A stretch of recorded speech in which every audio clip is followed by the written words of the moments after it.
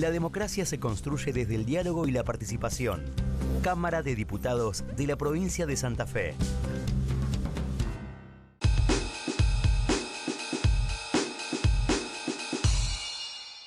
Bienvenidos a otra edición de Mesa Testigo, ya terminando lo que es este mes de agosto, ya cruzando lo que es la mitad de este año 2026.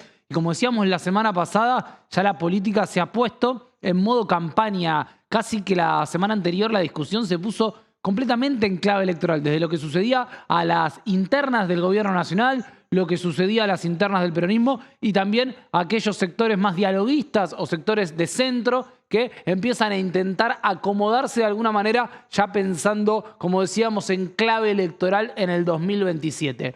Bueno, ¿qué sucedió esta semana? Una semana en la cual se frenó un poco quizás ese comienzo que se veía, pero ya quedaron algunas cartas sobre la mesa. Primer punto importante de lo que sucede a nivel nacional es que el escenario balotage es por primera vez una realidad que desde el gobierno nacional empiezan a pensar en la estrategia del proceso de reelección de Javier Milei. ¿Qué quiere decir? Que una situación que cuando comenzó el gobierno de Milei allá por diciembre del 23, después de lo que fue la ratificación del modelo económico, del modelo político, después de lo que fue el triunfo en las elecciones en el año 2025, después de lo que había sido aquella dura derrota en provincia de Buenos Aires, poder reponerse a eso por parte del gobierno de Javier Milei y de Javier Milei en particular, de la figura del presidente de la nación.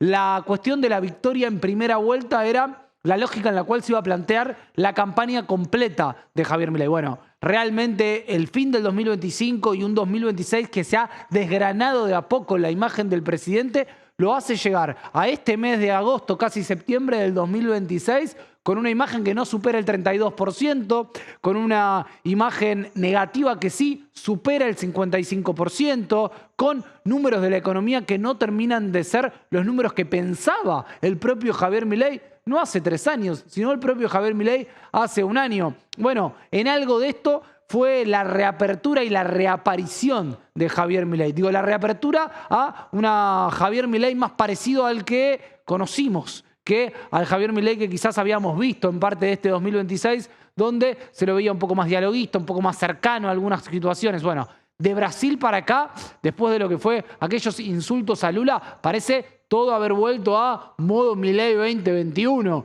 Un presidente mucho más confrontativo de nuevo, un presidente que otra vez deja en clara las diferencias con varios sectores de la política argentina, no solo con el peronismo y no solo con sectores de la izquierda, sino también con varios actores que podrían pensarse como aliados. Y aquí es donde hablamos de este pensamiento balotage. ¿Por qué? Porque el gobierno nacional va a jugar, parece, 2 vías. Algo que tiene que ver con un presidente mucho más centrado en ir a convencer y mantener un núcleo duro que lo respalde. Y de alguna otra manera el resto de los actores de La Libertad Avanza serán aquellos que tendrán que encontrar esta forma de seducir aliados que le permitan generar una base electoral mayor a la que tiene hoy La Libertad Avanza. Puntos importantes a discutir que empieza a tener en cuenta justamente el gobierno de Javier Milei. Bueno, la economía, lo que tiene que ver con la inflación. Y ahí es donde el presidente de la nación salió de alguna manera a intentar respaldar algo que él mismo había dicho hace 1 año y que en la realidad no sucede. ¿Por qué? Porque el presidente Javier Milei había dicho, para julio del 2026 la inflación va a comenzar con 0. Bueno, conocimos los números de inflación y no solo no comenzaron con 0, sino que comenzó con un 2 adelante, una aceleración de la inflación a diferencia de lo que venía sucediendo con la desaceleración, con una inflación que no estaba superando los 2 puntos mensuales y que sí, durante el mes de julio superó ese número. Bueno, se cree que en agosto puede volver a bajar el 1%, pero lejos estaría de que comience con 0. ¿Qué hizo el presidente de la nación? Tomó la inflación mayorista.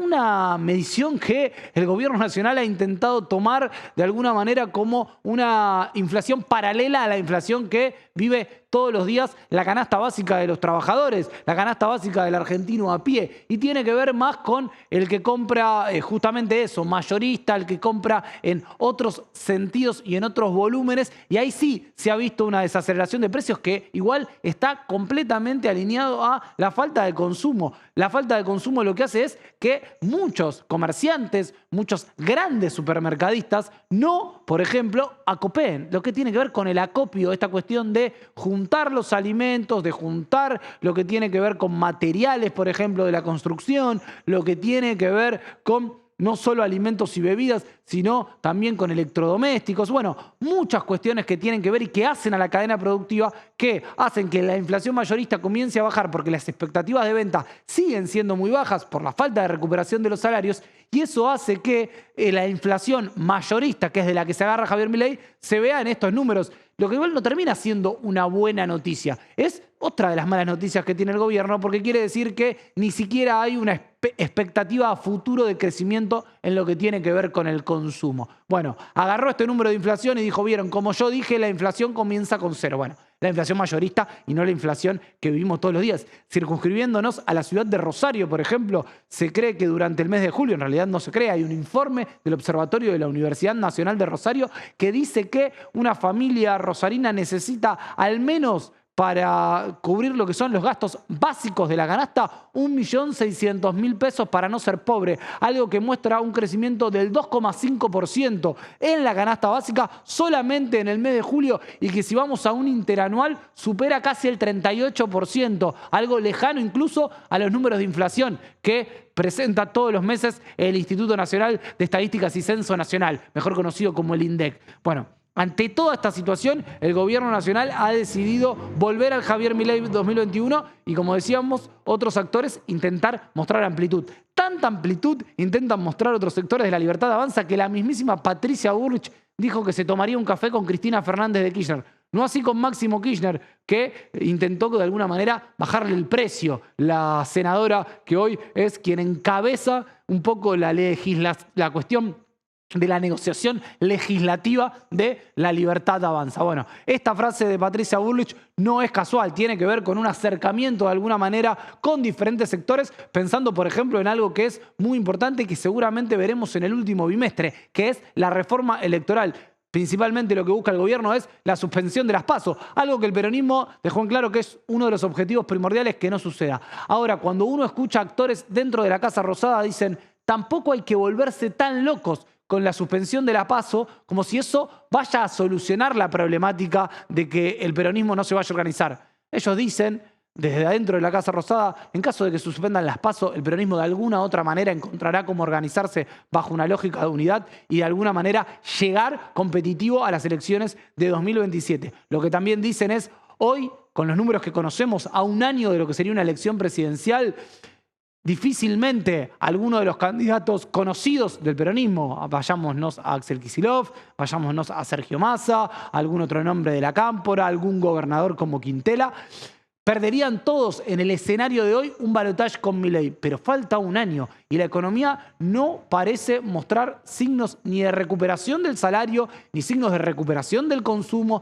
ni signos de recuperación en varias cuestiones que no tienen que ver solamente con lo que el gobierno había decidido planchar, sino también con cuestiones que para el gobierno eran muy importantes, como era lo que tiene que ver con la minería, lo que tiene que ver con el petróleo, lo que tiene que ver con el agro, que parecen estar dando números muy positivos, pero que todavía no pueden llegar a equilibrar lo que el gobierno plantea como objetivo para de alguna manera poder empezar a salir del proceso de recesión y allí empezar de alguna manera a comenzar alguna obra pública en algunos espacios de diferentes provincias aliadas, lograr darle licitaciones a algunas empresas para que empiecen a construir cosas que el gobierno nacional había frenado, y ni hablar en lo que tiene que ver con, como decimos, intentar inflarle un poco el bolsillo al trabajador para que el consumo se pueda reactivar, pero de alguna manera no lograr que haya una cantidad de pesos que supere a la cantidad de oferta y allí una disparada en la inflación. Bueno,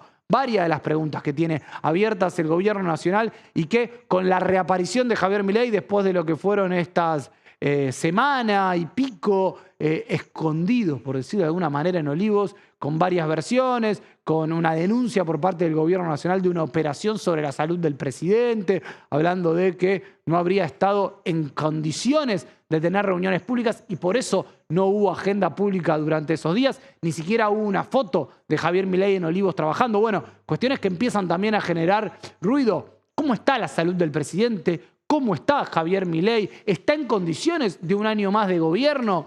¿Empiezan a relamerse algunos de los sectores cercanos?